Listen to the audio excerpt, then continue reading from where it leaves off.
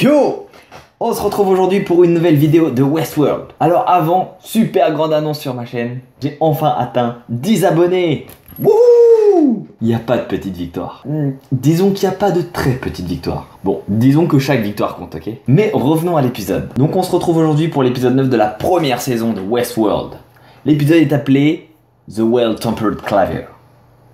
Le clavier bien tempéré. Pour ceux qui connaissent, ça fait référence à une musique de Jean-Sébastien Bach. Est-ce qu'il n'y aurait pas un petit indice sonore dans cet épisode? Parce que oui, si vous avez vu l'épisode, vous savez que ça devient quand même compliqué. On répond quand même à de nombreuses questions. Mais maintenant, je sais que quand je vais regarder le prochain épisode et la saison 2, je vais devoir sortir une petite feuille et un calepin parce qu'avec toutes les théories qu'il y a, on s'y perd. Bonne chance, on en a besoin tous les deux.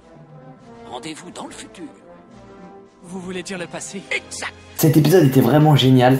Encore une fois, Westworld toujours au top. Des intrigues qui avancent, des nouvelles réponses, mais aussi de nouvelles interrogations. Bref, un épisode vraiment riche, qui fait encore avancer l'histoire et qui nous donne envie de voir l'épisode suivant. On est tout de suite mis dans le bain avec Maeve qui continue sa quête de monter une team pour s'échapper du parc. Premier recrutement, comme on l'avait déjà vu dans l'épisode d'avant, le ténébreux bandidos Hector. Elle lui montre qu'elle connaît des choses. Hector qui décide de lui faire confiance. Et là s'ensuit une scène où ils ont un rapport, où ils décident de se retrouver ce qu'ils appellent en enfer, c'est-à-dire notre monde à nous. Mais pour cela, ils doivent mourir, entre guillemets. Alors ils décident de mourir par le feu. C'est un peu bizarre, sachant qu'ils ont l'impression de ressentir la douleur. Et que mourir brûlé, c'est pas forcément tip-top. Je parle pas par expérience, mais... Et la Maeve, on le savait pas, mais elle a la possibilité de détecter les hôtes. Ou du moins, elle a réussi à détecter que Bernard était un hôte, et elle va lui révéler. Bernard qui l'accepte assez facilement selon moi. Bernard qui met en place un espèce de piège contre Ford pour avoir des réponses à ses questions. Il a conscience de ses limites, c'est là où Bernard est intelligent.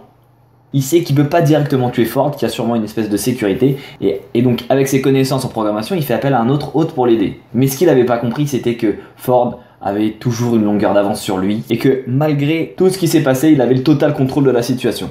J'avoue que j'ai eu un petit doute pendant cette scène, je me suis dit, est-ce que Ford est dans le pétrin ou pas? Mais là, coup magistral de Ford, encore une fois, un vrai chess master. Il anticipe tout, il a des plans de secours, et là, plusieurs révélations sont faites. On sait que Bernard a été créé à partir de l'apparence d'Arnold. Alors, est-ce que ça a été plus loin que ça ou pas? Bon, on sait pas, on a encore quelques questions. Pour les petits fans de Fight Club ou pour les petits pointus, je sais pas si vous avez remarqué, mais pendant l'entretien entre Bernard et sa pseudo-femme en téléconférence, si on met pause au bon moment, on se retrouve avec une image de Ford. Comme quoi c'était Ford qui était derrière tout ça. Autre chose qu'on apprend, c'est que c'est pas la première fois que Bernard a cette crise existentielle, qu'il a déjà confronté Ford plusieurs fois, et que l'issue a toujours été la même, c'est-à-dire que au final Bernard refuse de travailler de son plein gré avec Ford. Cette fois-ci, Ford décide d'éliminer Bernard, alors que les autres fois, il a tout simplement effacé sa mémoire. Pourquoi ? Eh bien peut-être parce que, avec l'arrivée de son nouveau scénario, Ford a prévu un grand tournant dans le parc. Peut-être qu'il va décider d'éliminer tous les gens qui lui font obstacle dans le conseil. Il a déjà fait ça avec Teresa. Quelqu'un a fait disparaître Elsie. Est-ce que c'est lui, est-ce que c'est pas lui ? On sait pas encore. Dans l'épisode, il y a Stubbs qui saute. Les indices laissent supposer que c'est Ford qui a tendu un piège à Stubbs en simulant un faux signal d'Elsie. Il y a les Indiens qui attaquent Stubbs, qui correspondent au nouveau scénario de Ford. Donc c'est pour ça qu'on a l'impression que c'est un piège de Ford quand même. Si c'est un piège de Ford, ça veut dire que c'est aussi Ford qui est derrière la disparition d'Elsie. Elsie est-elle morte, est-elle pas morte? On nous la montre beaucoup pour quelqu'un qui est censé être morte. En vrai, si elle était juste morte, on aurait dit Elsie est morte. Et comme dans Westworld, ils aiment bien nous mener en bateau un petit peu, on se demande s'ils font pas exprès de nous montrer sans cesse qu'Elsie est morte pour, dans le dernier épisode, nous dire j'étais pas morte. Magistral dialogue, magistral scène, c'est vraiment une scène très très forte. À la fin, il donne l'ordre à Bernard de se suicider, en gros, lorsqu'il quitterait la pièce. Et on le voit avancer avec un air un peu triste. Pendant que j'ai vu cette scène, je me suis dit, quand il va y avoir le coup de feu, il va s'arrêter, genre, prise de conscience. Mon ami, enfin la représentation de mon ami en tout cas, est partie. Mais non, il s'arrête pas, il continue de marcher. Donc est-ce que, malgré qu'il ait l'air atteint par la disparition de Bernard, est-ce que ça l'a vraiment affecté ou pas? Je sais pas. Je me demande si c'est pas un petit peu un espèce de sociopathe, le petit Ford. Un homme qui déteste les hommes et qui a pas de scrupules à éliminer les gens. On l'a pas spécialement vu rigoler, sourire, être énervé. Ça cache quelque chose. Il y a quand même des gens qu'il a l'air d'apprécier. La première fois où Bernard ouvre les yeux, il est beaucoup plus vieux. Donc il a mis des années à recréer Arnold. Mais pourquoi l'a-t-il fait à la même image? Est-ce que c'était pour s'en servir, pour mieux contrôler les robots? Ou est-ce que c'était parce que en fin de compte, il a un côté sentimental en lui et que malgré toutes les oppositions qu'il avait avec Arnold, il est admiratif de son travail. Si on comprend bien, Arnold était au-dessus de Ford. Ford était un petit peu en dessous, ils avaient des désaccords, mais c'était quand même Arnold le maître. On a la confirmation qu'il y a différentes timelines, il y a différentes époques. Il n'y a pas que le passé et le présent, il y a aussi un entre-passé. Ça fait beaucoup. On est quasiment sûr maintenant que William est l'homme en noir. Toutes les histoires avec Logan, William et Dolores se situent dans le passé. Premièrement, lorsque Logan ouvre le ventre de Dolores, on voit toute l'ancienne mécanique des robots, donc on sait déjà que c'est ancien, et surtout quand il sort la photo de sa sœur, on se rappelle que c'est la photo que le père de Dolores avait découvert dans l'épisode 1 de la saison. Sauf que dans l'épisode 1, elle est beaucoup plus abîmée, la photo. Photo qui a probablement été laissée par l'homme en noir au moment où il est venu attaquer Dolores pour l'emmener dans la grange. Remember? C'est là où tout commence à s'engranger. Dolores qui s'échappe du camp, William qui fait semblant d'être pote avec Logan pour qu'il le libère, et en fin de compte, il nous sort une scène de massacre de robots, même s'ils sont pas vraiment responsables de ce qu'ils ont fait à Dolores. Et là, on voit son vrai côté obscur. On voit le Anakin Skywalker qui massacre tous les petits Jedi et qui bascule du côté obscur de la Force. Je sais pas si c'est fait exprès ou si c'était ou si c'est un costume d'époque. On voit que Logan il a une broche qui fait vachement penser à la broche de la main du roi dans Game of Thrones. Sachant que c'est 2 séries HBO, il y a peut-être eu un petit clin d'œil. Il y a aussi la scène où William a massacré tous les robots. Moi personnellement, ça m'a fait penser à l'une des premières scènes de Game of Thrones où on voit tous les corps dispersés par les White Walkers et la prise de vue qui s'allonge. Alors s'il y a vraiment une espèce de petite référence, parce que maintenant je pense que dans Westworld, on peut faire des conjectures un peu compliquées en vue de toutes les choses qui nous ont déjà sorties. S'il y a une petite référence Game of Thrones, main du roi avec Logan, alors qui est le roi? Il y a peut-être rien derrière cette piste, ça veut peut-être aussi dire que Logan va avoir une importance par la suite et que ça va être le bras droit de quelqu'un. No lo sé. On a encore plus la preuve que l'homme en noir est important pour le parc quand on a la scène où elle vient le voir alors qu'il a 2 doigts de se faire pendre. Elle vient lui demander son aide pour évincer Ford. Là on sait qu'il a une place assez importante dans le conseil puisqu'il est en mesure de voter pour les grosses décisions. On nous dit que ça fait des années que c'est grâce à lui, que c'est grâce à William, on peut le dire maintenant, que Ford est encore en place. L'homme en noir qui maintenant veut se rendre dans le labyrinthe. Mais comme on lui répète plusieurs fois, le labyrinthe n'est pas destiné à lui. Sûrement que le labyrinthe est destiné en fait à Dolores. En parlant de Dolores justement, on la voit qui prend conscience de tout ce qui se passe autour d'elle, des différentes époques. Elle se rappelle en tout cas ce qui s'est passé il y a plusieurs années avec William. Elle retourne dans le village où elle est appelée en fait dans sa tête, dans sa conscience par la voix d'Arnold. Là on nous montre qu'il y a une salle secrète en dessous de l'église, que les premiers prototypes d'hôtes ne fonctionnaient pas très bien, qu'ils étaient perturbés par l'espèce de conscience insufflée par Arnold. En fait ça les rendait fous parce qu'ils avaient l'impression d'entendre des voix. Mais pourquoi pas Dolores? Peut-être que Dolores c'était encore un autre modèle. Et donc on voit qu'elle se rendait volontairement dans le sous-sol pour avoir des entretiens avec Arnold. Pourquoi tant de privilèges pour Dolores? Ou alors Arnold s'entretenait avec plusieurs hôtes et on le sait pas encore. On a pu recroiser Ford plus jeune, d'ailleurs assez drôle de voir un Anthony Hopkins un petit peu rajeuni. On a sur la porte d'Arnold son nom entier, Arnold Weber, qui est en fait un anagramme de Bernard Lewis. Fallait y penser quand même. Et on a voilà une scène où on entend en tout cas la dispute entre Ford et Arnold. Ils étaient déjà pas d'accord à cette époque-là. Peut-être qu'Arnold a réussi à insuffler sa conscience dans un hôte avant de partir. Peut-être qu'il a même insufflé une partie de sa conscience dans Dolores. On sait pas encore. Mais quoi qu'il en soit, à la fin de l'épisode, Dolores croise l'homme en noir.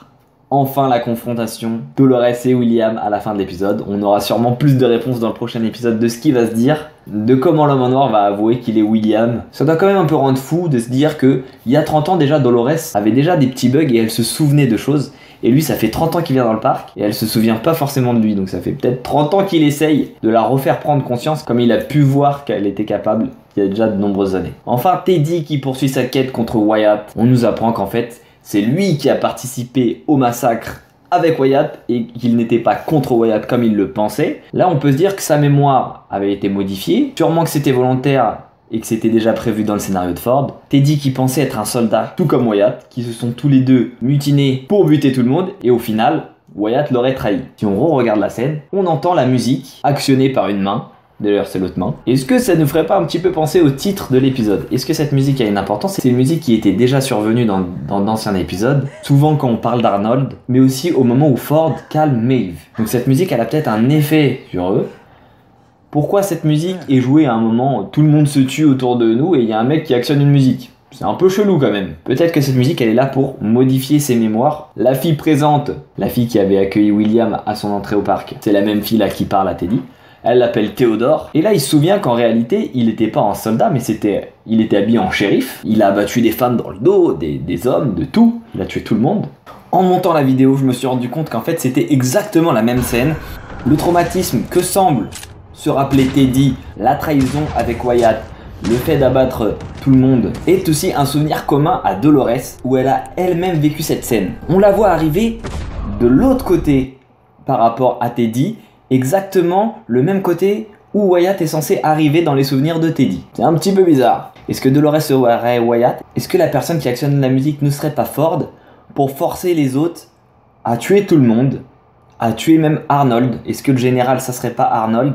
Dans les deux souvenirs, on a soit Wyatt qui tue le général assis sur sa chaise, ou soit dans l'épisode précédent, on avait Dolores qui se pointait un revolver sur sa tête. Est-ce que les deux souvenirs combinés ne font pas référence en réalité à la mort d'Arnold? Arnold qui se serait fait exécuter donc par Dolores. On sait que c'est Dolores qui l'a tué.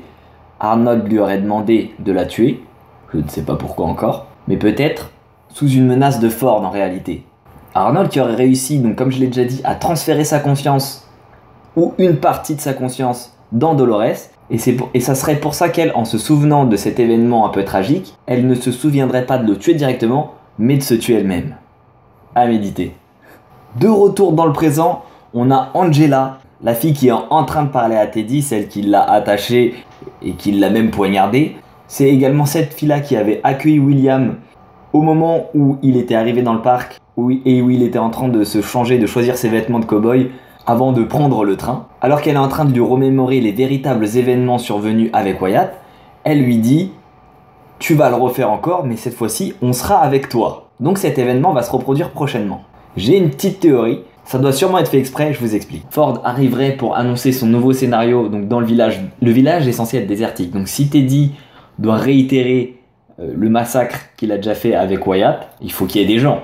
Et peut-être que ces gens, c'est les membres du conseil que Ford souhaite évincer. Et donc Teddy arriverait et il buterait tout le monde. Dans l'idée de Ford. Peut-être. Les deux dernières questions qui restent en suspens. Est-ce que Stubbs est mort vu on le voit qu'il se fait attaquer par des Indiens? Est-ce qu'il est juste blessé et qu'il a réussi à s'échapper? À rejoindre Elsie par exemple qui elle aussi serait pas morte? Ou à trouver d'autres choses? Est-ce que c'est lui qui va contrer le plan de Ford? Stubbs qui fait un petit peu penser à Jason Bourne quand même. Il y a aussi la question de qui dans la direction a modifié les statistiques de certains robots. On le sait pas encore. Peut-être que c'est Ford. Mais pour l'instant c'est pas très cohérent. Peut-être que c'est Hell et les membres du conseil, ce qui serait un peu plus probable, mais ça serait plus intéressant que ça soit une personne en particulier, un grand méchant. Et enfin, dans cet épisode, on n'a pas du tout entendu parler du père de Dolores. On sait pas du tout ce qu'il est devenu, ou ce qu'il est en train de faire, comment il a été modifié, etc. Sûrement que tout va se passer dans le dernier épisode. Si vous n'avez pas vu les previews du prochain épisode, je vous conseille de pas les regarder pour avoir encore la surprise. Regardez les previews, c'est un truc qui tue le suspense. Enfin, c'est que mon avis personnel. C'est tout pour cette vidéo. Merci d'avoir regardé. N'hésitez pas à commenter pour réagir si vous êtes d'accord, pas d'accord, si vous avez d'autres théories. N'hésitez pas à mettre un pouce en l'air si vous avez aimé la vidéo et surtout à vous abonner pour m'encourager. Merci à mes 10 abonnés. Dans à peu près 3 ans, j'en aurai 100. C'est pas mal. Allez, ciao, ciao, à la prochaine.